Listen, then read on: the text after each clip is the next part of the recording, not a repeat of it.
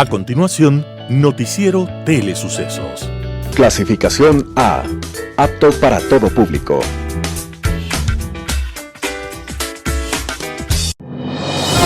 Inicie el día bien informado. El mejor noticiero de la mañana, informando para usted. Noticiero Telesucesos. Primera parte del noticiero Telesucesos, con las noticias más importantes del día. Estimados televidentes, bienvenidos a una emisión más de su noticiero Telesucesos. Un día como hoy. Hubo una época, aunque algunos dicen que todavía no ha terminado, en la cual los padres definían el matrimonio de sus hijas. Uno de esos matrimonios fue Felipe, de 18 años, y Juana, hija de los reyes católicos de España. Felipe era deportista y tenía un rostro proporcionado. Con alguna exageración, según los retratos de la época, se ganó el apodo de Felipe el Hermoso. Juana, su joven esposa, al parecer nunca fue modelo de cordura ni antes, ni durante, ni después de su matrimonio, y fue llamada Juana la Loca. Isabel la Católica, la reina madre de Juana, dejó muy claro su testamento con esta condición. Si por alguna razón Juana se ausentaba o perdía la cordura, entonces su consorte, Felipe el Hermoso, no podría gobernar. En ese caso gobernaría el padre de Juana, es decir, el suegro de Felipe el Hermoso. En la lucha por el trono, Felipe el Hermoso, lleno de astucia y ambición, derrotó a su suegro y logró quedarse con el poder. Y un día, después de un partido de pelota, que después de la conquista de lechos ajenos era su juego preferido, le ofrecieron un vaso de agua helada. Algunos dicen que estaba envenenada. Lo cierto es que en minutos, Felipe el Hermoso se sintió mal, tuvo intensas fiebres y murió a los pocos días. Felipe el Hermoso, el joven que llegó a sacudir el tablero político con su estilo y ambiciones, había nacido un día como hoy, 22 de julio de 1478. Y en la memoria quedan su drama y el de su esposa, Juana la Loca, que a partir de su viudez nunca recobró la cordura. Pero esa es otra historia. Las principales noticias del día. Titulares. Ayuda económica surcoreana para la atención de migrantes venezolanos. Variante Delta sería más transmisible en aerosoles. Niños desde los 12 años se pueden vacunar si tienen enfermedades crónicas. SELEC detecta un nuevo problema en Coca-Cola Sinclair. Alcaldía de Quito analiza disminuir el aforo en buses. Presidente Lasso elige a 4 embajadores y 2 nuevos consejeros. El 74% de la cocaína que va hacia Estados Unidos es enviada desde Colombia y Ecuador. Contraloría informa sobre más irregularidades en la repavimentación de Quito. En tributación de hoy, personas naturales residentes en Ecuador. Segmentos de opinión: Francisco Huerta Montalvo y la crisis de la Defensoría del Pueblo. Los editoriales serán de Alberto Dajic, TPP o Infinitología. Roberto Aguilar, Celi cae sin mayor esfuerzo. Hernán Pérez Luz, Roben bien. José Hernández, diga une y aparece el absurdo. Y Miguel Rivadeneira, GAT, optimicen los recursos. Noticias del día, con Carla Sánchez. Ayuda económica surcoreana para atención de migrantes venezolanos. La población objetivo es la venezolana que está en condición de movilidad en Ecuador. Bajo ese precepto surgen en el país nuevos acuerdos y financiamientos de beneficio en ese colectivo migrante en situación de vulnerabilidad. El subsecretario de Asuntos Económicos y Cooperación Internacional de la Cancillería ecuatoriana, Juan Carlos Castrillón, recibió la visita del embajador surcoreano Bong Huoko, del director de la oficina de COICA en Ecuador, Kensi Huhan. En dicho encuentro encontraron e informaron que el gobierno de esa nación de Asia aprobó una nueva asignación de $500,000 para financiar la segunda fase del proyecto Ecuador-Venezuela, creando oportunidades de prosperidad. El proyecto está dirigido a mejorar la economía y la calidad de vida de la población migrante venezolana que radica en el Ecuador, así como el de las comunidades ecuatorianas de acogida. La primera fase, que se concretó a inicios de este año por un valor similar, puso en marcha 5 fases para fortalecer las capacidades de los postulantes venezolanos para que puedan insertarse en el mercado laboral y, por otra parte, acompañar en el desarrollo de perfiles y planes de negocios para establecer microemprendimientos. Variante Delta sería más transmisible en aerosoles. La variante Delta del COVID-19 es una de las más transmisibles según la Organización Mundial de la Salud (OMS) y en los próximos meses será la variante más dominante a nivel mundial. Su contagio se realiza principalmente a través de aerosoles. Patricio Rojas, director del Instituto de Microbiología de la Universidad San Francisco de Quito, señala que esta variante tiene un 60% más de posibilidades de transmisión que el alfa británica, la primera mutación del SARS-CoV-2, que fue una de las primeras de preocupación. Los aerosoles o pequeñas partículas que se emanan mientras las personas hablan o respiran y, según explica Roja, puede permanecer en un ambiente por a lo menos 30 minutos dependiendo del tamaño de aerosoles, cómo fluye el aire y las condiciones del ambiente. Por ello, el nivel de transmisión es más alto en los lugares cerrados donde no hay adecuada ventilación, como las oficinas, donde se pueden acumular los aerosoles de una persona que pueda contagiar a otra sin estar en contacto directo. El riesgo se aumenta más cuando las personas no usan mascarilla. La OMS advirtió en días anteriores que la variante Delta se encuentra en aumento y próximamente será dominante. Actualmente se encuentra en más de 104 países. Niños desde los 12 años se pueden vacunar si tienen enfermedades crónicas. Los niños a partir de los 12 años con enfermedades agravantes se podrán vacunar desde el día de ayer, miércoles 21 de julio, con las dosis de Pfizer. Lo anunció la mañana de ayer Jimena Garzón, ministra de Salud. Únicamente deben llevar certificado de los pediatras que comprueben su condición médica. Esto luego de conocerse que la variante Delta ya está circulando en el Ecuador. Anoche se supo que hay 30 casos más en el Oro 26, Quito 2, Cuenca 2, además de los otros 10 confirmados en el Oro y Guayas, desde el día 101 del gobierno, cuando está previsto concluir la vacunación a 9 millones de personas inmunizadas con 2 dosis. Se continuará con niños desde los 12 años sin enfermedades agravantes. CELEC detecta un nuevo problema en Coca-Cola Sinclair.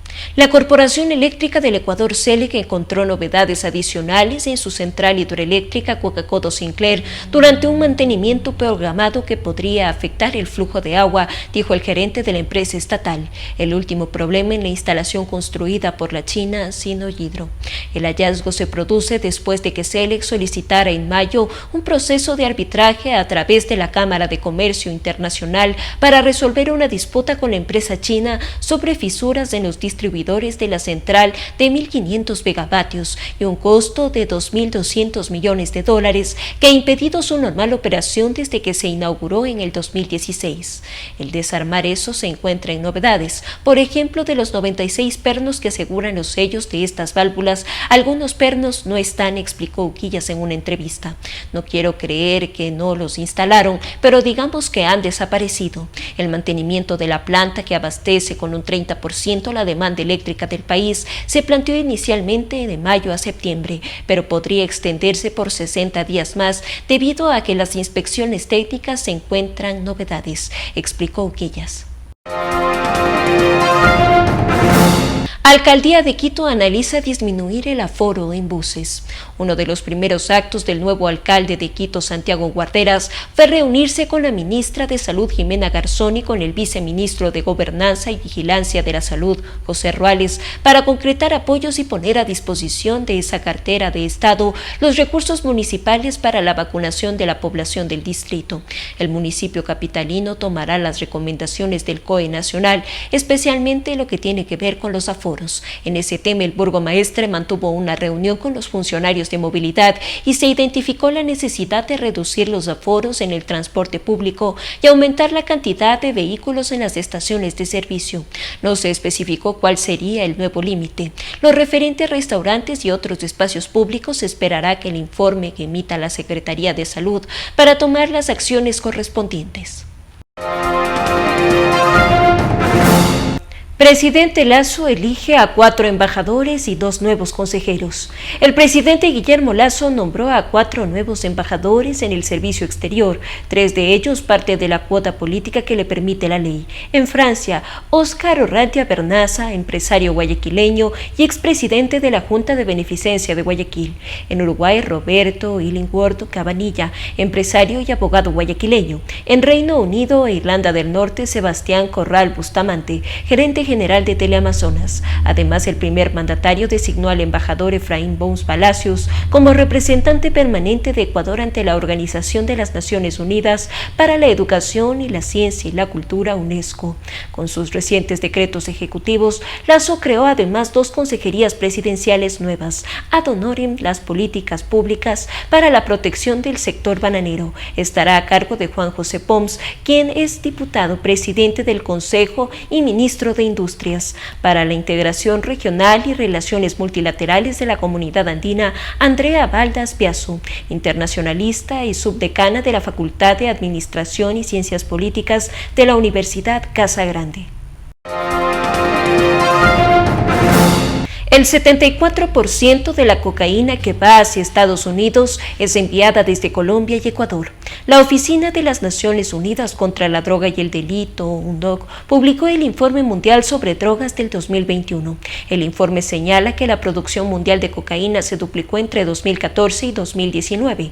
En 2019 la producción alcanzó un estimado de 1.784 toneladas, el más alto a nivel de la historia.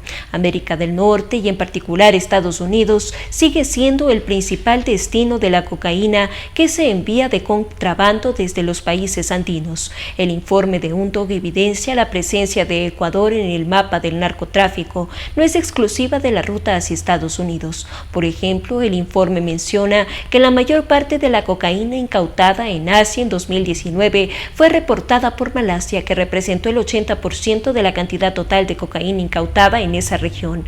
Esa incautación corresponde a un solo gran envío que salió desde Colombia.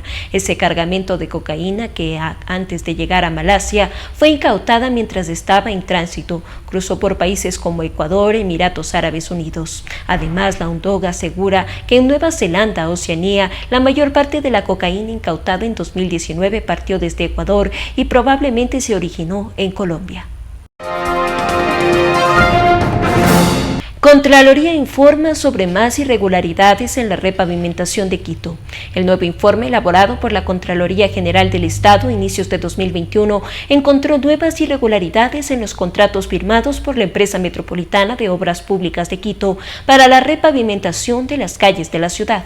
En el informe, la entidad de control no solo ratifica que existen indicios de responsabilidad penal en el contrato de $30 millones firmado en 2019 entre el EMOB y el Consorcio de Repavimentación Quito, conformado por la empresa InnoSolution y el Cuerpo de Ingenieros del Ejército, sino que también confirmó que el mencionado consorcio subcontrató una parte de la obra a las empresas Erdoiza Crespo y Genco.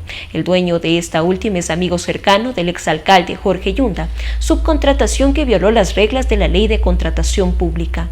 El informe dice que la Compañía Técnica General de Contrataciones, S.A., le cedió el 90% a la ejecución de los rubros, lo que configuró una triangulación de derechos y obligaciones. Ese contrato se firmó en 2019 por $5,1 millones. Entre los posibles irregularidades que la Contraloría encontró en el plan de repavimentación de las calles de Quito, también se encuentran las siguientes: incremento de 278.321 en el presupuesto para los trabajos de bacheo y sellado de grietas que no se encontraron justificados, pago injustificado de $157.358 al Consorcio de Repavimentación de Quito por el trabajo de bacheo, 1.009.976 al mismo consorcio por exceso de las cantidades de asfalto de 5 y 7,5 centímetros requerido en vías al norte y sur de la ciudad, contratación no justificada de la empresa pública Ambial para la fiscalización del plan de repavimentación.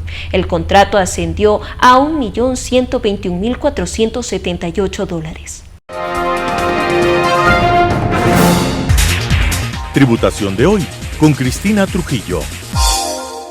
soy Cristina Trujillo de su programa Tributación de Hoy en su noticiero de Telesucesos. En esta semana vamos a hablar de un tema muy importante, sobre todo en lo relacionado a las personas naturales y su condición de residentes fiscales en el Ecuador. Como nosotros sabemos, en nuestro país, uno de los impuestos fundamentales que es objetivo del Estado ecuatoriano cuidarlo, administrarlo, controlarlo, es el impuesto a la renta. Sobre quienes deben pagar impuesto a la renta en el Ecuador se encuentran las personas naturales residentes, las sociedades residentes, las sociedades domiciliadas por sus ingresos de fuente ecuatoriana o no. Vamos a hablar de la residencia fiscal de las personas naturales. Una de nuestras obligaciones es cancelar, determinar correctamente el impuesto a la renta bajo cualquiera de los regímenes tributarios que se encuentren vigentes en nuestra ley del régimen tributario interno. Pero me han preguntado qué es una persona natural residente en el Ecuador que tiene esta obligación de determinar y liquidar y cancelar el impuesto a la renta de una manera correcta y adecuada. Bueno, primero, una persona natural residente en el Ecuador va a considerar los conceptos de residencia fiscal establecidos en la ley del régimen tributario interno. Tanto en el reglamento como en la ley del régimen tributario interno se define los conceptos de residencia fiscal, existiendo actualmente, sí, por favor, 3 conceptos básicos y cualquiera de estos se podrían cumplir para determinarse que la persona natural es residente en el Ecuador de manera fiscal y que la Autoridad de Control Tributario y el Servicio de Rentas Internas exigir el pago del impuesto a la renta. ¿Cuáles son estos 3 conceptos de residencia fiscal en la persona natural? El primero es la permanencia. Permanencia en territorio ecuatoriano, permanencia física, que tiene 2 aristas fundamentales. La primera, más de 183 días continuos o no dentro de un ejercicio fiscal, incluyendo las ausencias esporádicas. La segunda, 183 días continuos o no dentro de 2 periodos fiscales en un lapso de 12 meses, incluyendo ausencias esporádicas. Ese es el primer concepto de residencia fiscal para personas naturales, el concepto de la permanencia. Cuando no puedo probar la permanencia, nuestra ley tributaria se modificó ya hace algunos años y este es el concepto actualizado.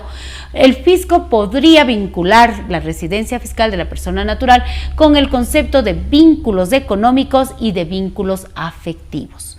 ¿Cuál es un concepto de vínculo económico para establecer la residencia fiscal? Que esta persona natural tenga la mayor generación de ingresos en el Ecuador frente a los otros países donde puede estar generando ingresos. De esta manera, el Estado ecuatoriano puede exigir en nuestro país el impuesto a la renta. Y si no se puede probar por la mayor concentración de ingresos, la mayor concentración de activos en nuestro país, la mayor concentración de activos en el Ecuador.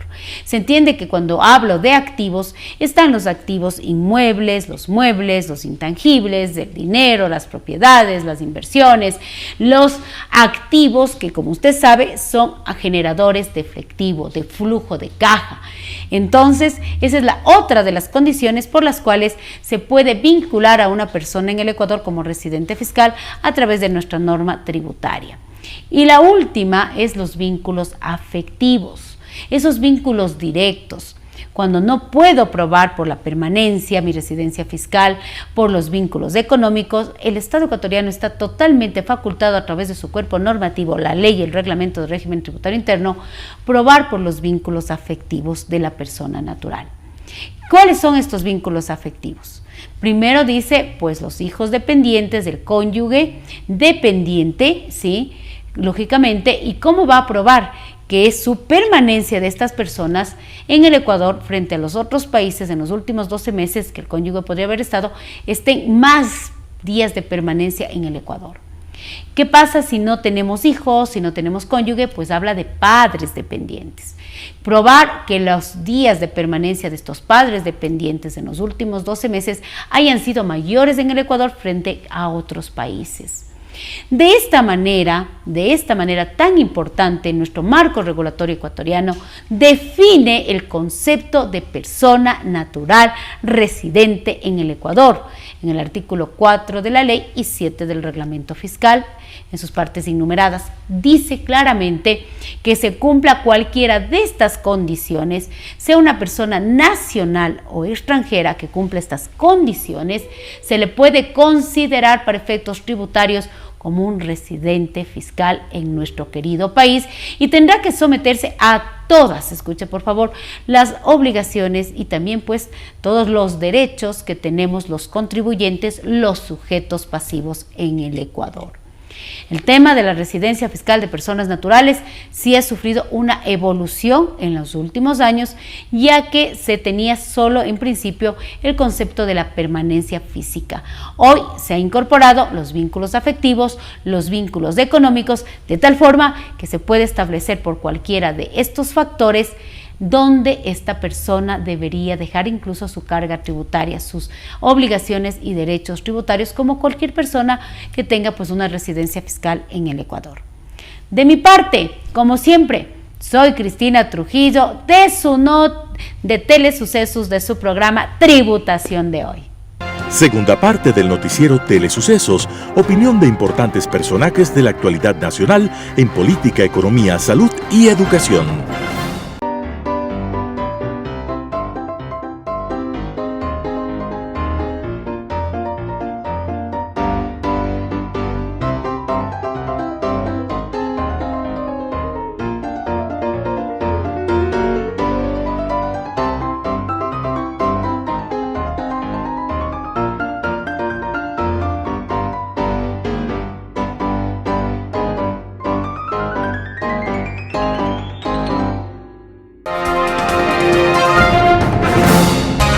Poder Ciudadano, con el doctor Patricio Gijón. Francisco Huerta Montalvo. El gobierno del presidente Guillermo Lasso Mendoza, en un acto de justicia que el Ecuador aplaude, ha impuesto la más alta condecoración al destacado médico, político liberal, académico, periodista y ciudadano ejemplar, Francisco Huerta Montalvo.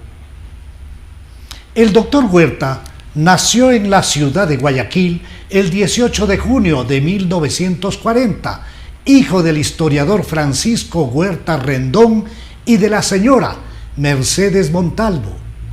Francisco Huerta obtuvo el título de médico cirujano en la Universidad Estatal de Guayaquil, iniciando su carrera política en las aulas de esa universidad porteña.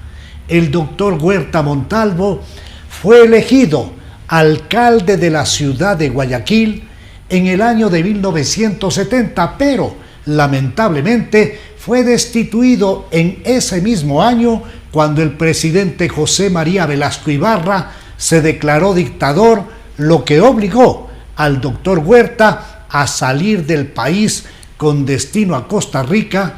A su retorno al Ecuador, en la dictadura del general Guillermo Rodríguez Lara, Francisco Huerta fue apresado y obligado a permanecer 3 meses privado de su libertad en un cuartel militar de la provincia de Pastaza, en la selva ecuatoriana, acusado de haber organizado protestas sociales en contra de la dictadura militar.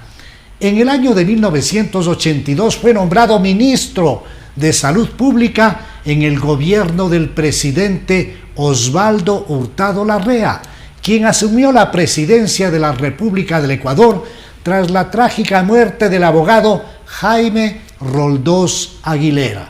El doctor Francisco Huerta Montalvo, por diferencias políticas, se separó formalmente del Partido Liberal Radical Ecuatoriano, fundando el Partido Demócrata, con el que participó sin éxito en las elecciones presidenciales de 1984, que las ganó el ingeniero León Febres Cordero.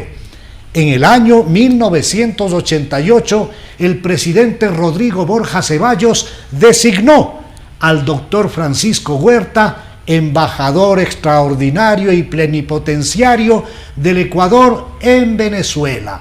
En el año 2000, luego de la caída del presidente Yamil Maguad, Francisco Huerta fue nombrado ministro de Gobierno por el presidente Gustavo Noboa Bejarano, cargo al que renunció tras no lograr acuerdos con sectores indígenas y campesinos del país que persistían en acciones de protesta social.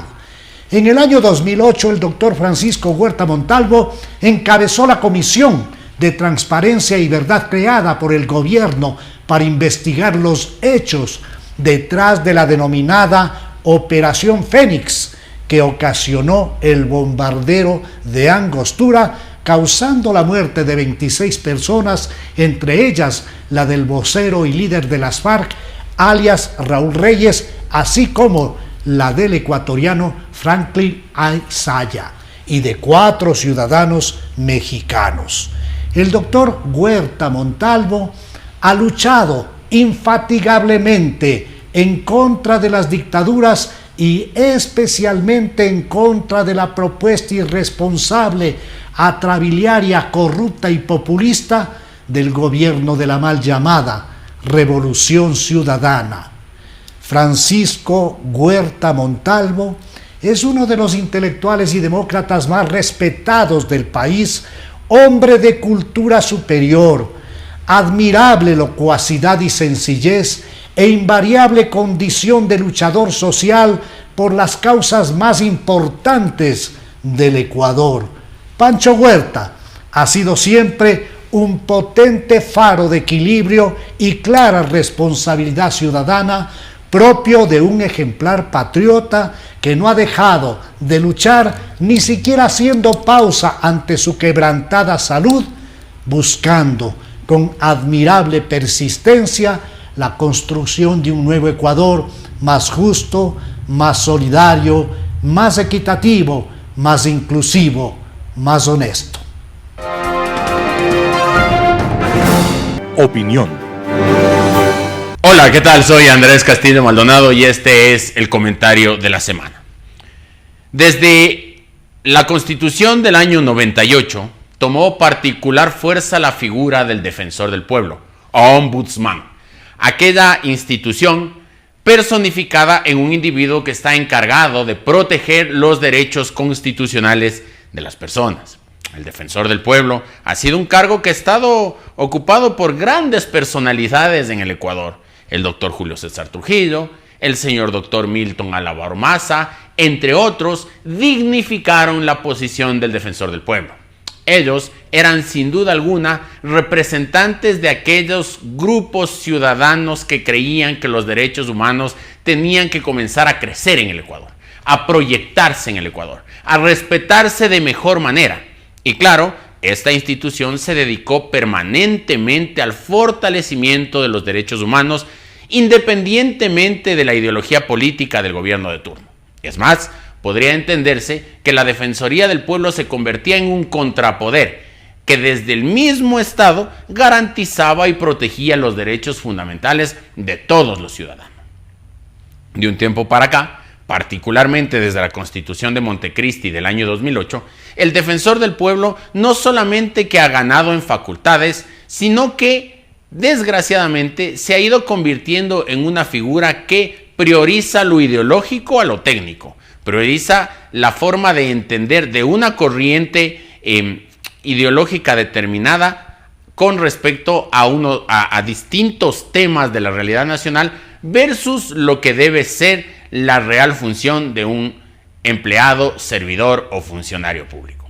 En ese orden de cosas, podemos ver cómo la Defensoría del Pueblo se ha ido convirtiendo en una institución que a la mirada de los ciudadanos se encarga exclusivamente de proteger los derechos humanos de los delincuentes y no de las víctimas.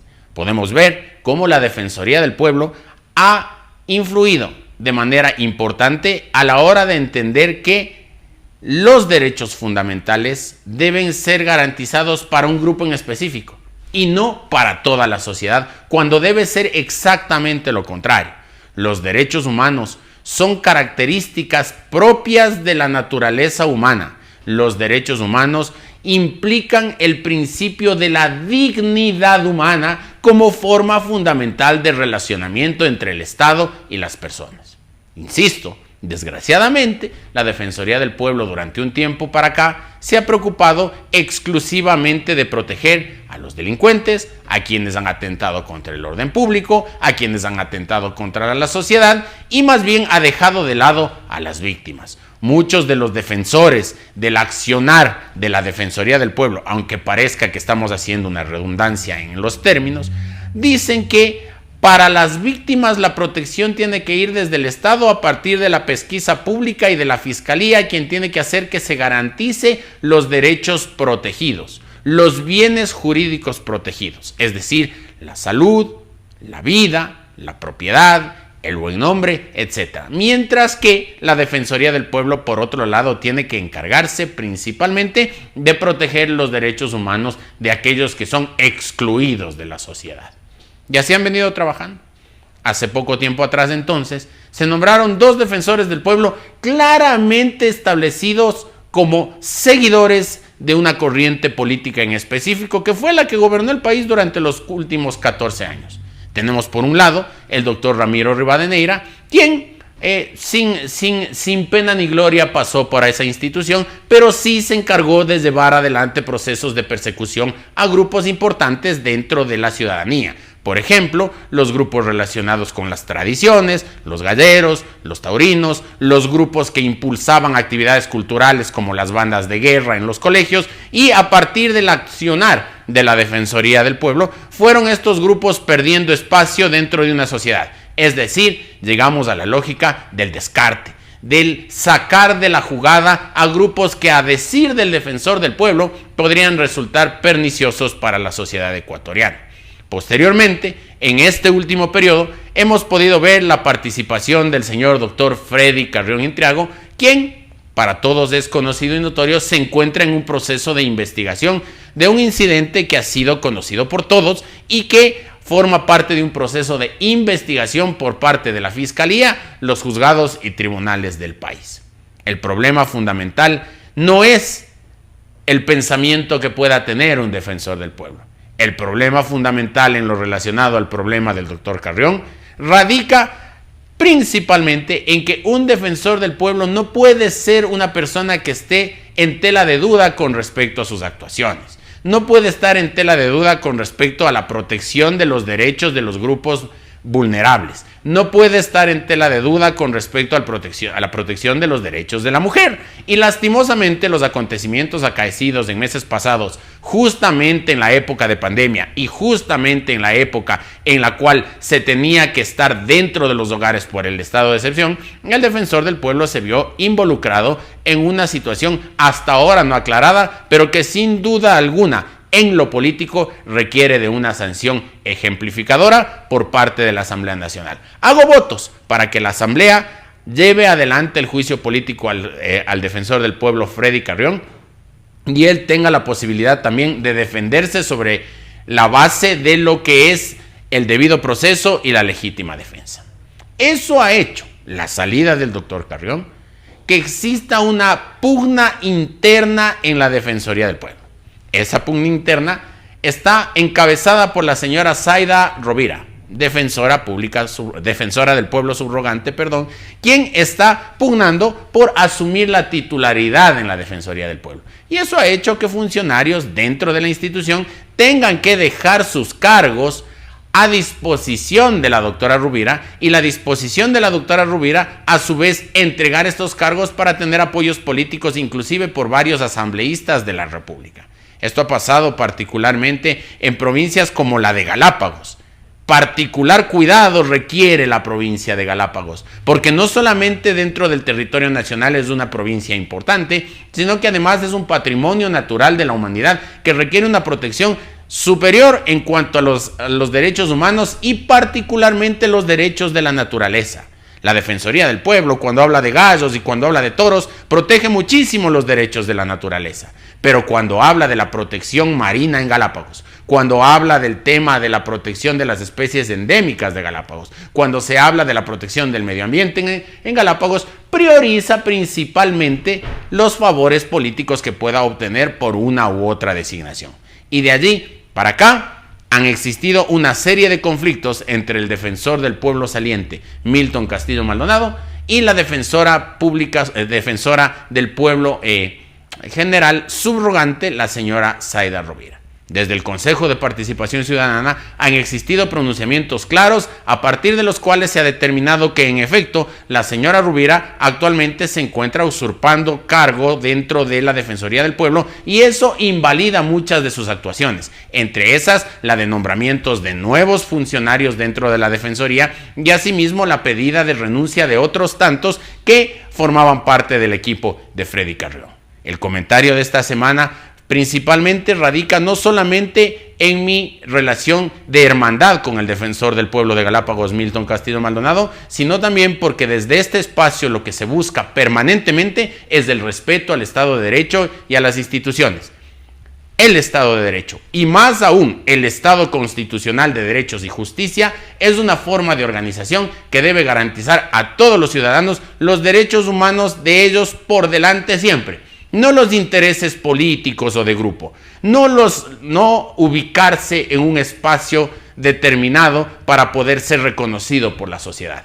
Si es que se quiere cubrir las vacantes de la Defensoría del Pueblo, se deberá hacer en el marco de la ley. Pero asimismo, debemos tener conciencia que actitudes como las de Freddy Carrión Intriago dejan mucho que desear en un Estado de Derecho y dejan mucho que desear en una sociedad moderna en donde lo que se reclama es funcionarios íntegros que piensen, digan y hagan siempre lo mismo, que haya congruencia en sus actuaciones y eso lastimosamente no hemos podido ver. Mi solidaridad con Milton Castillo Maldonado y su posición valiente y firme al frente de la Defensoría del Pueblo de Galápagos y espero que la institución entienda que más allá de las personas debe quedar por delante esa fuerza que implica llevar adelante una institución de las características de la Defensoría del Pueblo que nació bien, con buenas intenciones, pero que con el tiempo la han venido desnaturalizando y la han convertido en el cuartel de invierno de aquellos que desde la izquierda piensan que los derechos humanos tienen que respetarse exclusivamente a los delincuentes y no a las víctimas. Este ha sido el comentario de la semana. Me despido de ustedes con un abrazo fraterno. Soy Andrés Castillo Maldonado. Editorial. TPP o infinitología, por Alberto Daguig del Universo. El concepto de trilogía se usa para calificar 3 obras, sean estas películas, novelas o cualquier otra forma de expresar una cierta temática, en la cual esas 3 obras están conectadas y son parte de un todo.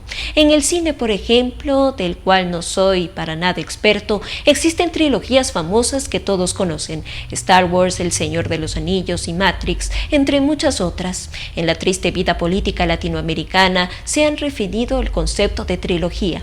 Hay una trilogía putrefacta y perpetua TTP que no tiene fin: Cuba, Venezuela, Nicaragua. Sí, esa trilogía tiene sus extensiones, pero que no alcanzaron la perversidad y nivel de crueldad de aquellas 3. En el Ecuador jugaron a ello, en la Argentina, en el Brasil y en Bolivia también experimentaron con elementos de la trilogía. Y quienes jugaron en el Ecuador este perverso papel de acólitos de APP fueron Cuba, que lloraron con más fuerza frente a la tumba del tirano fundador del llamado de Jeremías 9:16-17 a las planilleras, que regalaron causas en ese gobierno para ayudarlo a afianzarse en el poder y seguir aplastando cual pobres insectos al pueblo cubano. Y fueron también cómplices del tráfico humano y de nuevas formas de esclavitud, cuando aceptaron que médicos de ese país vengan pagarles por el supuesto trabajo de ellos al gobierno cubano una cantidad y que el gobierno cubano se tome la mayoría de ese ingreso. esfuerzo, y todo esto con nuestros impuestos, nuestros recursos, para que con nuestros impuestos se siguiera oprimiendo al pueblo cubano. Y hoy, en esta trilogía que tiene la característica de no acabar, de reinventarse, Cuba, la pionera, la semilla del mal, escribe un nuevo capítulo de horror, cuando su pueblo, harto de la miseria y la opresión, sale a las calles y es oprimido con toda fuerza de las tiranías perversas, y donde el déspota sin alma se funge de presidente, llama abiertamente a la confrontación. Y en Nicaragua, donde ciertos elementos que contribuyeron a las políticas antes mencionadas de las FARC fueron guerrilleros, acaban de inventar la acusación perpetua. Basta de ser posible candidato de oposición para terminar acusado. Y en Venezuela, el tirano busca distraer más al país de los temas esenciales, pidiendo la extradición de líderes de oposición en el exilio. Esta trilogía, que se ha reinventado el género literario cinematográfico, al no tener fin, se vuelve infinitología. No acaba, no. Ellos jamás se van, no entregan el poder, no están estos perversos capítulos de los más crueles de la infinitología latinoamericana, hechos para tener un fin.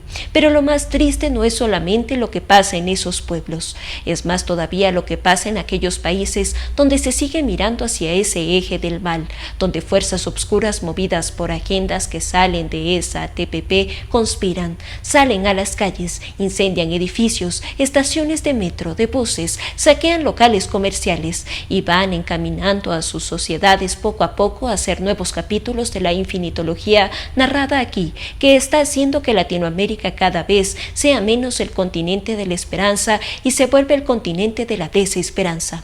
Por Alberto Dajig, de El Universo. Celi cae sin mayor esfuerzo. Roberto Aguilar, El Expreso. Segundo día de comparecencias en el juicio político contra el excontralor Pablo Celi. El interpelante, Juan Cristóbal Lloret, correísta, acumula motivos para la censura. En la víspera, la presidenta y los vocales del Consejo Nacional Electoral dijeron ante la Comisión de Fiscalización exactamente lo que él quería oír: que Celi interfirió en el proceso electoral al pedir una auditoría del sistema informático y pretender que se dejara sin efecto la inscripción de varios movimientos políticos, incluido el suyo. Ahora no necesitó mayor esfuerzo para convencer a todo el mundo de lo retorcido que resulta el hecho de que la Contraloría contratara en modalidad de régimen especial a una empresa que previamente había glosado, la del sentenciado por corrupción Daniel Salcedo Bonilla. Fueron $1.150.000 en tardes culturales, shows de talentos, sesión solemne y otros productos comunicacionales no especificados. Así, todo parece indicar que Pablo Celi será censurado sin necesidad de escarbar muy hondo ni preguntar demasiado. Nada podía ser más cómodo. Solamente 2 personas de las 6 llamadas a comparecer acudieron a la convocatoria: Darwin Patricio Moreno Garcés, hermano del expresidente de la República y funcionario de carrera de la Contraloría desde 1996, y el propio Salcedo, desde la cárcel 4 de la capital. Se excusaron, algunos con explicaciones bastante peregrinas, la ex subcontralora de Gestión Interna María de las Mercedes Plasencia, que firmó el contrato de Marras por delegación directa de Celi y pretextó que hace tiempo dejó el cargo. La directora de Compras Públicas, Silvana Vallejo, de quien se esperaba que aportase información sobre los procedimientos del régimen especial, y los representantes legales de las otras empresas que fueron invitadas para concursar con la de Salcedo, probablemente con la consigna de perder. Al menos una de ellas incumplía olímpicamente con los requisitos. A las preguntas de Lloret se sumaron las del presidente de la Comisión de Fiscalización, Fernando Villavicencio, de quien puede decirse que en esa silla se encuentra en su elemento. Él pone su dedo en las llagas que el correísta trata de evadir. Dice Lloret, por ejemplo, que la empresa de Salcedo, HDC Producciones, estaba cuestionada por la propia Contraloría, pero se calla el porqué. Para recordarlo está Villavicencio. Por otro contrato de otra fiesta, dice en sentido literal y figurado. Se refiere a la farra correísta en la gobernación del Guayas con Raúl Di Blasio. $1.4 millones pagó el entonces gobernador Rolando Panchana a Salcedo para la producción de charlas motivacionales con el pianista argentino. No fueron satisfactorias las respuestas de los comparecientes. La de Salcedo, de hecho, no fueron respuestas en absoluto, ya que no tengo mucha información, empezó diciendo, no podría aportar ni negativamente para esta sesión. Y en eso se mantuvo durante toda su intervención, que fue más bien corta y lacónica. Me hago presente, pero no tendría absolutamente nada que decir. Como le dije, no tendría información. Lo máximo que llegó a hacer, por fuera de ese libreto, fue remitir a sus ejecutivos de cuentas. Ellos sabrán.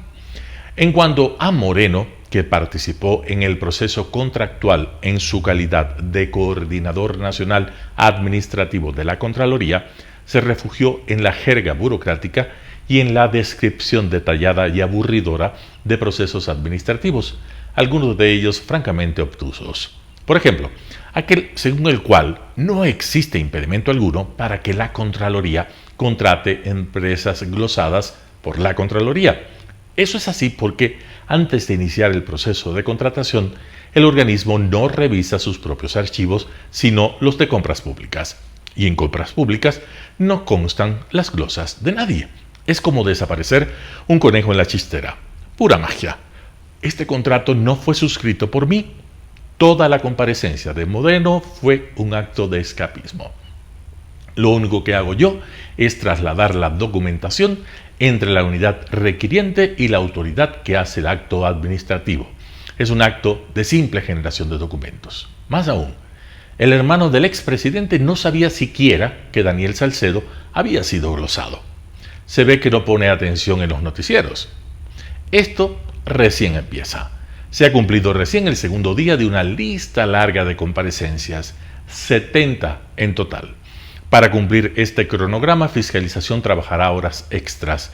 El martes arrancará a las 8 de la mañana con el hermano del protagonista de esta historia, Esteban Celi, quien responderá a las preguntas de la comisión desde la cárcel. Roberto Aguilar, El Expreso. Roben bien, por Hernán Pérez Luz de El Universo. Es la recomendación que ha dado una diputada de apellido Cerda afiliada al movimiento Pachacuti. Lo ha dicho en un acto público dirigiéndose a sus simpatizantes. Lo ha dicho enfrente de una mesa directiva que escuchaba sin asombrarse lo que decía. Lo ha dicho además en buen castellano y se ha expresado de forma clara. Que roben bien, pero que lo escondan. Es decir, que roben sin que se note, que escondan lo robado, que no hagan ostentación, que al robar lo hagan con cautela. No lo ha dicho en ninguna lengua ancestral para que no vengan luego a decirnos, como en el caso del señor Vargas, que es necesario algún traductor. Es una clara incitación al robo, una apología al delito. Pero allí no queda la cosa. Para darle un tinte de comicidad al asunto, la directiva del movimiento Pachacuti, luego de conocer sus declaraciones, le ha pedido al asambleísta Cerda que dé una aclaración a sus dichos. Absurdo. Un pedido de aclaración se hace cuando una expresión verbal o escrita es oscura o ambigua, cuando es contradictoria o intangible, cuando no hay claridad en lo dicho.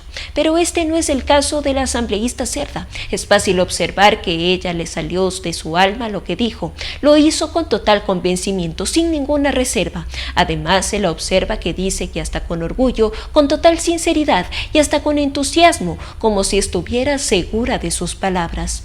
¿Cómo puede aclararse lo que está claro? Ya sabemos que en otros países un legislador que diga semejante cosa estaría removido de su cargo de inmediato por el respectivo Comité de Ética Parlamentaria, sin perjuicio de otras acciones. Pero en el Ecuador el problema de lo dicho por la asambleísta Cerda es que ello refleja simplemente una visión generalizada en la cultura social dominante. Lo único que quizás no se haya aprendido es a ostentar lo robado. En esa parte la asambleísta ha dado un consejo que pocos siguen. Vemos a pseudoempresarios que pasan de la insolvencia más notoria a vivir faraónicamente en mansiones y condominios de lujo, en apartamentos ubicados en España, Miami, San Borondón, Salinas o Cumbayá, y no precisamente gracias a su trabajo, a sus ahorros acumulados por décadas, ni por los riesgos que asumieron, sino por haber hecho negocios con el Estado, por estar bien conectados.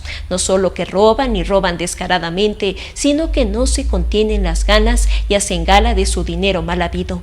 Nos siguen el consejo de la asambleísta Cerda de ser discretos. Esa es la herencia que nos dejó el capo di Titi Capi, el jefe de la pandilla de los delincuentes que nos gobernó por más de una década, el que llegó a decir tranquilamente que las coimas eran un asunto entre privados y que los sobornos no afectaban a las finanzas públicas. Bajo su tutelaje, toda la clase de nuevos ricos irrumpieron en el país, todos ellos beneficiarios de una corrupción organizada, reclamando para sí reconocimientos. Roban los de izquierda y los de derecha, roban tanto los hombres como las mujeres, los mestizos como los indígenas, los de la costa como los de la sierra y la Amazonía. Es un país que duele profundamente, un país que vive en mentiras y engaños, un país lleno de ineptos y ladrones. A menos que hagamos algo, será un país convocado al fracaso. Por Hernán Pérez Luz, de El Universo.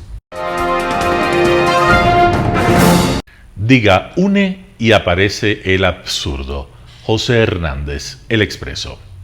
Contrario y opuesto a la razón, que no tiene sentido. Esa es la primera acepción que da la Real Academia Española de la palabra absurdo. Pues bien, ¿qué puede hacer el país cuando una organización social, la Unión Nacional de Educadores UNE, decide actuar absurdamente? Peor aún, cuando alrededor de 50 de sus miembros atentan contra su cuerpo en una huelga de hambre que busca forzar a la Corte Constitucional a violar la ley, de la cual ella es la principal garante. En esta historia, todo es absurdo. El 12 de julio, maestros de la UNE iniciaron una huelga de hambre. Se instalaron cerca de la puerta principal de la Asamblea Nacional en Quito y en plazas de Guayaquil, Portoviejo y Cuenca. Se anunció que se unirían maestros de Santo Domingo de los Sáchilas, Imbabura y Cotopaxi. En total, unos 50 maestros dispuestos a ir hasta las últimas consecuencias. ¿Qué buscan?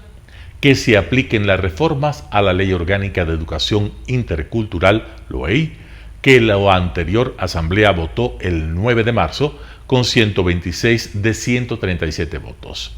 Entre las reformas, los generosos asambleístas subieron el salario básico de 817 a $1,086 y dispusieron que los profesores con 300 imposiciones, 25 años de trabajo, pudieran jubilarse sin límite de edad.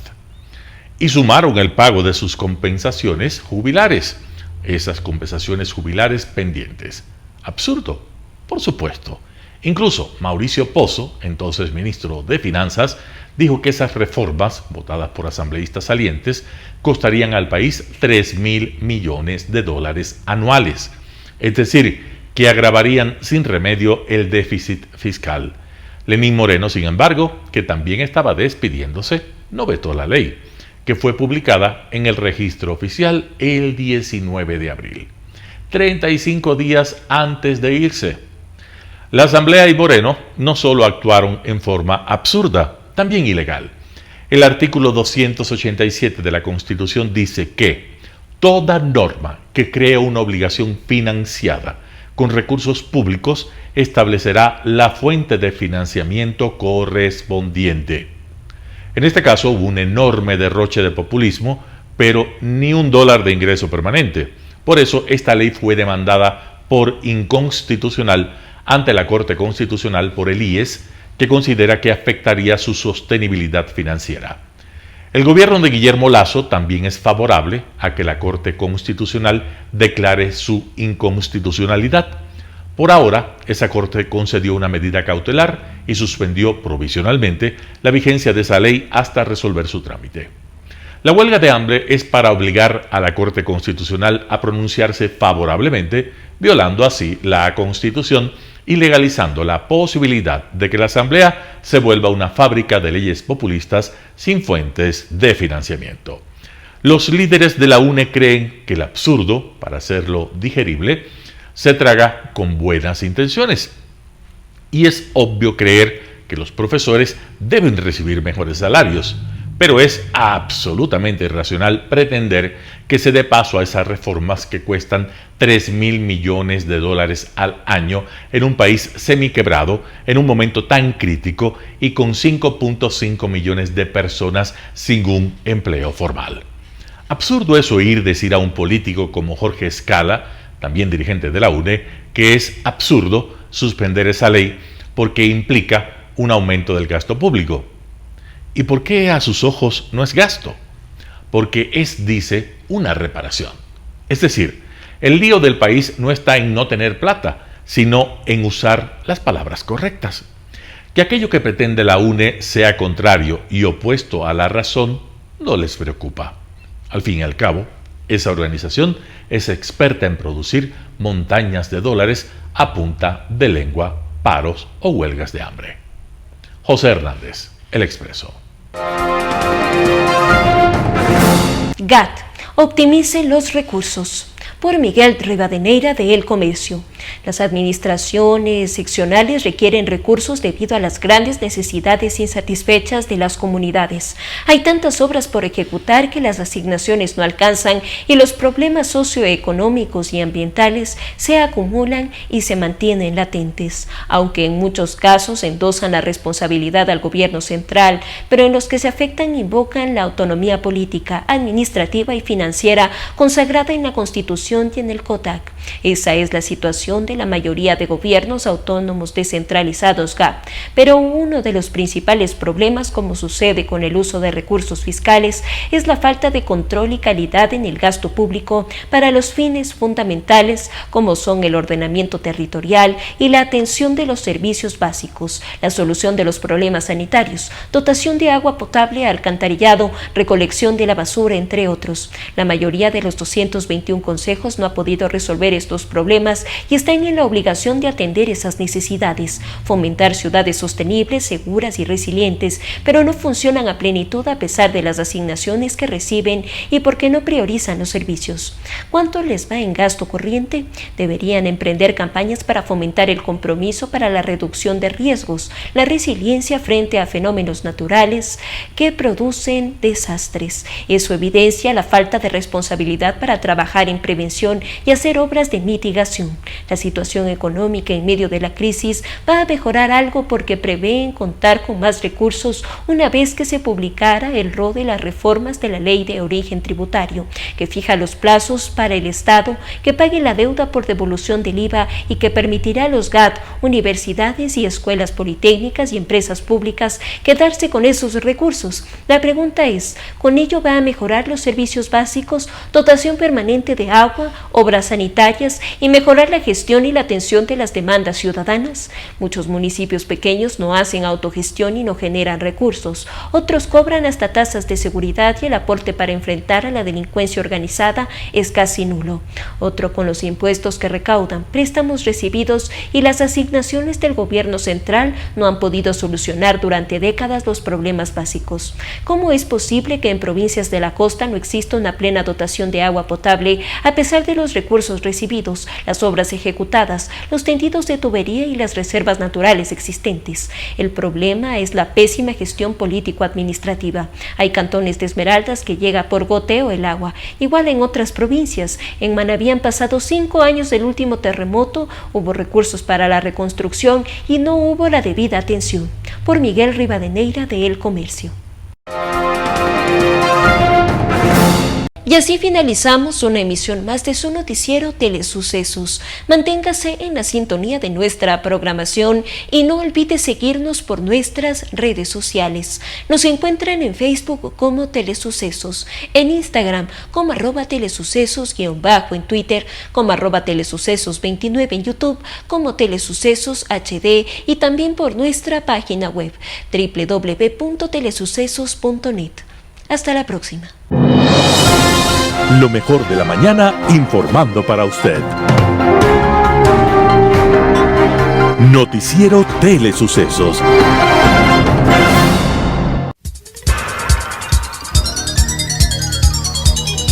Las opiniones vertidas en este espacio por la producción y dirección del programa son de exclusiva responsabilidad de sus autores y de quienes intervienen en ellos.